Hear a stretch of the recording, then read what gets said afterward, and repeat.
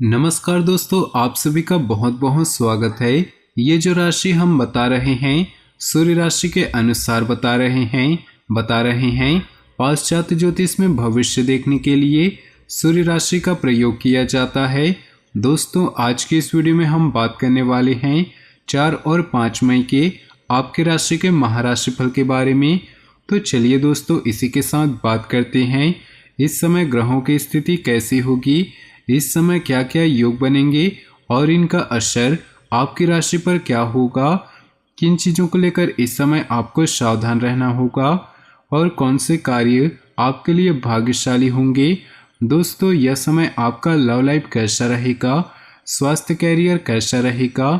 दोस्तों, इन दिनों में आपका पारिवारिक जीवन, आर्थिक स्थिति और धन को लेकर स्थितियां कैसी व्यतीत होंगी, इन सभी की महत्वपूर्ण जानकारियां देंगे। तो दोस्तों, वीडियो काफ़ी महत्वपूर्ण होंगी, इन्हें मिस न करें और शुरू से लेकर अंत तक जरूर देखें। नमस्कार दोस्तों, आप सभी का बहुत बहुत स्वागत है।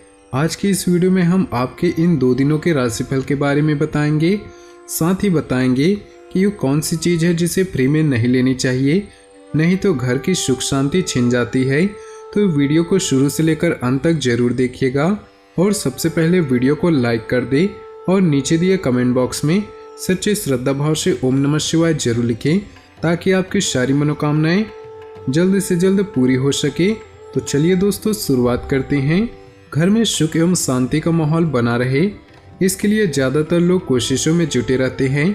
कई बार लोग अपने जानकारों से जाने अनजाने में ऐसी चीज़ें ले लेते हैं जिनका लेन देन ठीक नहीं माना जाता। इस वीडियो में हम आपको कुछ ऐसी चीज़ों के बारे में बताएंगे जिन्हें आपको किसी को गिफ्ट या अन्य रूप में नहीं लेना चाहिए। घर में सुख एवं शांतिपूर्ण माहौल बना रहे, इसके लिए ज़्यादातर लोग कोशिशों में जुटे रहते हैं। कई बार कड़ी मेहनत के बावजूद लोगों को परेशानियों का सामना करना पड़ता है। इसके पीछे दोष हो सकते हैं जिन्हें दूर करना बेहद जरूरी होता है। ज्योतिष शास्त्र में किसी से चीज़ों को लेन देन को लेकर कुछ बातों का उल्लेख किया गया है। कौन सी चीज़ें लेनी चाहिए और कौन सी नहीं, इसके लिए ज्योतिष शास्त्र से जुड़े नियमों को जान लेना हमारे लिए बहुत ही ज़रूरी है। ऐसे नियमों का पालन करने से घर में पॉजिटिविटी आती है। पहला है रुमाल। कहा जाता है इसे ना तो किसी को गिफ्ट करना चाहिए और ना ही किसी से गिफ्ट के रूप में इसे लेना चाहिए। यहाँ तक कि ये भी कहा जाता है कि एक दूसरे के रुमाल को इस्तेमाल करने से परहेज करना चाहिए। मान्यता है कि इस गलती को करने से प्रभावित व्यक्तियों के संबंध बिगड़ने लगते हैं, उन व्यक्तियों के झगड़े होने लगते हैं और एक समय में उनके रिश्ते में दरार आ जाती है। दूसरा है नमक। ज्योतिष शास्त्र में नमक मांगने या दान करने की मनाही है। कहा जाता है इसका संबंध शनिदेव से होता है और इसी कारण किसी से उधार नहीं लेना चाहिए। अगर आपको मजबूरी में किसी से नमक लेना पड़ जाए तो उसे इसके बदले में कुछ जरूर दें। वैसे इसका लेन देन उधार के तौर पर करना घर में दरिद्रता ला सकता है। कहते हैं कि फ्री में नमक लेने से घर में नेगेटिविटी का वास होने लगता है। तीसरा है लोहा और तेल। लोहा और तेल शनिदेव को अति प्रिय होते हैं और इसी कारण इन्हें भी उधार के रूप में न किसी को देना चाहिए और न ही किसी से इन्हें लेना चाहिए। फ्री में लिया हुआ लोहा शनि से दान लेने के बराबर होता है। शनिदेव अगर इस गलती पर नाराज हो जाएं तो उनका प्रकोप झेलने वाला व्यक्ति जीवन में कठिनाइयों से घिरा हुआ रहता है। बता दें कि शनिवार के दिन लोहा और तेल की खरीदारी करने से भी परहेज करना चाहिए। तो दोस्तों, अब चलिए बात करते हैं। इन दिनों कुछ मिले जुले प्रभाव वाला रहेगा। पारिवारिक सदस्यों को आपसे कुछ अपेक्षाएं रहेंगी और आपने पूरा करने का हर संभव प्रयास भी करेंगे। दिन का कुछ खास समय आत्ममंथन तथा एकांत वातावरण में भी व्यतीत करें। आपको काफ़ी उलझनों से निजात पाने संबंधी हल मिलेंगे। ज़्यादा जिम्मेदारियों की वजह से स्वभाव में कुछ चिड़चिड़ापन आ सकता है, जिसका असर आपसी संबंधों पर भी पड़ेगा। इसलिए धैर्य और संयम बना रखें। फाइनेंस संबंधित लेन देन को सावधानी से करें। व्यवसाय संबंधी कुछ ठोस और महत्वपूर्ण निर्णय लेने पड़ सकते हैं, इनका परिणाम बेहतर होगा। बिजनेस पार्टनर के साथ व्यापारिक मुद्दे को लेकर सकारात्मक विचार विमर्श होगा। दाम्पत्य जीवन सुखद रहेगा। प्रेम संबंधों को विवाह में परिणित होने हेतु योजना बनेगी। बच्चों के एडमिशन संबंधी कार्य हो जाने से राहत मिलेगी। घर की सुख सुविधा संबंधी वस्तुओं की शॉपिंग आदि में दिन का अधिकतर समय व्यतीत होगा। इस समय आर्थिक स्थिति को बेहतर बनाने के लिए आपके प्रयास सफल होंगे। ध्यान रखें कि गुस्से और आवेश की वजह से कई बार बना बनाया काम अंतिम चरण पर अटक सकता है। इस समय सहजता और धैर्य बनाए रखना जरूरी है। अनावश्यक खर्चों पर कटौती करना भी जरूरी है। रुपए पैसे के मामले में किसी पर भी भरोसा न करें। व्यवसाय में नया प्रोजेक्ट शुरू हो सकता है जो फायदेमंद साबित होगा। विस्तार संबंधी योजनाओं पर पुनर्विचार करना जरूरी है। कोई भी छोटा बड़ा फैसला लेते समय किसी का मार्गदर्शन व सलाह अवश्य लें। घर में साफ सफाई और सुसज्जित करने जैसी गतिविधियां रहेंगी। किसी सदस्य के विवाह संबंधी अच्छा प्रस्ताव आ सकता है। इस समय अपने व्यक्तिगत कार्यों को भी ऊर्जा के साथ पूरा करने का प्रयास करें। बिजनेस में प्रोडक्शन के साथ उसकी गुणवत्ता पर भी ध्यान दें। विस्तार की योजनाओं पर गंभीरता से काम लें। कुछ नए व्यावसायिक संबंध भी स्थापित होंगे। नौकरी में अपना लक्ष्य सरलता और सुगमता से हासिल कर लेंगे। पति पत्नी के बीच चल रही गलतफहमियां दूर होने से संबंधों में पुनः मधुरता आएगी। दिन खुशनुमा रहेगा। काफी समय बाद घर में नजदीकी संबंधों के आगमन से उत्सव भरा माहौल रहेगा। सभी सदस्य एक दूसरे के साथ मिलकर खुशी महसूस करेंगे। आपका व्यवहार कुशल होना आपकी तरक्की में भी सहायक है। कई मामलों में धीरज और धैर्य भी रखना जरूरी है। व्यक्तिगत समस्याओं का असर घर की सुख शांति पर न पड़ने दें। ध्यान रखें कि बातचीत के दौरान नकारात्मक शब्दों का प्रयोग न हो।